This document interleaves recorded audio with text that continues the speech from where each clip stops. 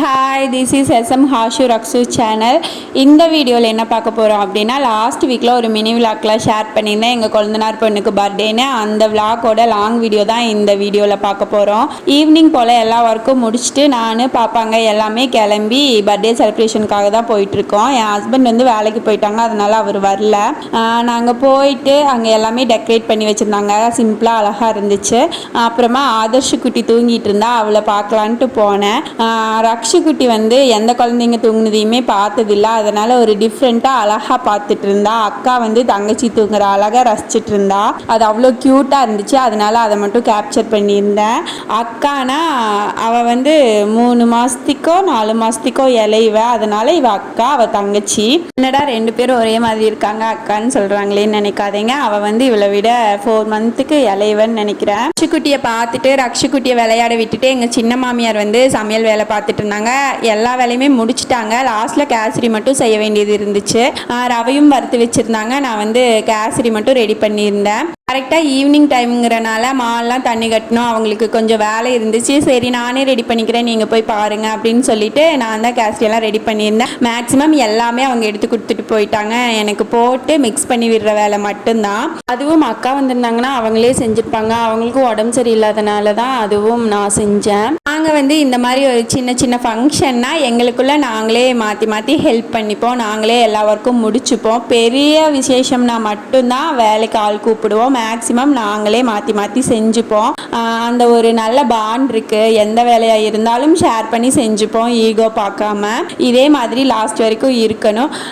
அவங்க தான் அண்ணன் தம்பி, அவங்க மூலிமா தான் நாங்கள் வந்து ரிலேட்டிவ் ஆனோம். பட் வந்து அவங்களுக்குள்ள அந்த பாண்ட் இருக்கான்னு தெரியல. நாங்கள் 3 பேரும் நல்ல பாண்டோட நல்ல ஜெல்லோட தான் இருக்கிறோம்.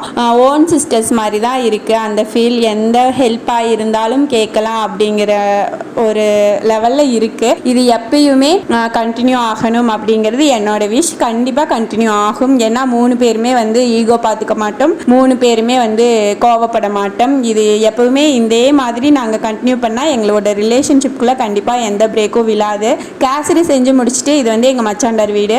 அக்கான்னு சொன்னேன் இல்லையா, அவங்களோட வீடு. அவங்க வீட்டுக்கு தான் போயிருந்தோம். அங்கே ஒரு நாய்க்குட்டி விளையாட வந்துச்சு. எனக்கு கொஞ்சம் பயமாக இருந்துச்சு கடிச்சிருமோன்னு. போயிட்டு அக்கா வந்து மாமா சாப்பிட மாட்டாங்கன்ட்டு அவங்களுக்கு மட்டும் உப்புமா ரெடி பண்ணிட்டு இருந்தாங்க. அவங்கள பார்த்துட்டு அவங்க கூட கொஞ்ச நேரம் பேசிட்டு மறுபடியும் எல்லாரும் இங்கே கிளம்பி வந்துட்டோம். எங்கள் சின்ன மாமியார் வந்து வெஜிடபிள் பிரியாணி, தக்காளி சட்னி, தேங்காய் சட்னி, தயிர் பச்சடி, கேசரி, அதுக்கப்புறமா இட்லி எல்லாமே ரெடி பண்ணியிருந்தாங்க. ஸ்பெசிஃபிக்காக எனக்கு வந்து தக்காளி சட்னி ரொம்ப பிடிச்சிருந்தது. டேஸ்ட் சூப்பராகவே இருந்துச்சு. எல்லாமே ரெடி பண்ணி வச்சுட்டு கேக் வெட்டுறதுக்கு ஸ்டார்ட் பண்ணிட்டோம். பர்த்டே செலிப்ரேஷன் சூப்பராகவே போயிருந்துச்சு, ஜாலியாக இருந்துச்சு. ரொம்ப சிம்பிளான ஃபங்க்ஷன்னாலும் சூப்பராக இருந்துச்சு. Happy birthday to you, happy birthday to you Adarshana, happy long lives to you, happy long lives to you.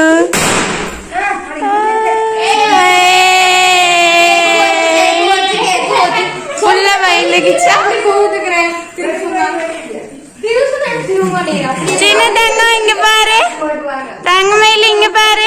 நாங்க எப்பயுமே எங்க ஃபேமிலி அளவு மட்டும்தான் கூப்பிட்டு பர்த்டே செலிப்ரேட் பண்ணுவோம். ரொம்ப கிராண்டாலாம் அப்பா விட்டுட்டு ஓடிடுவாரு. கிரீமி மட்டும் சிம்பிளான செலிப்ரேஷன்னாலும் மனசுக்கு நிறைவாக ஜாலியாக இருக்கும். நல்லா என்ஜாய் பண்ணுவோம். அந்த நைட் டைமில் தான் நாங்கள் கேக் வெட்டுவோம். எங்கள் 2 பாப்பாங்களுக்கும் அப்படி தான், இப்போ தர்ஷு குட்டிக்கும் அப்படி தான் கேக் வெட்டியிருக்கோம்.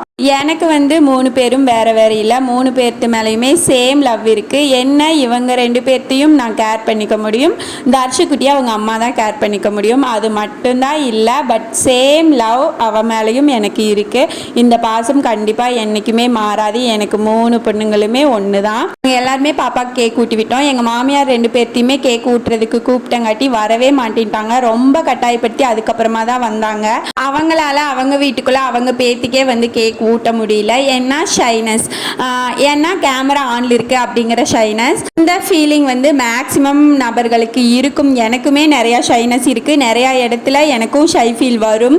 பட் அதிலிருந்து எல்லாம் வெளியே வந்து நம்மளோட மூமெண்ட்ஸ் எல்லாமே என்ஜாய் பண்ணணும் அப்படின்னு சொல்லி நான் நினச்சிட்டு இருக்கிறேன். இதுல எல்லாம் என்ன என்ஜாய்மெண்ட்னு சில பேர் கேட்பாங்க.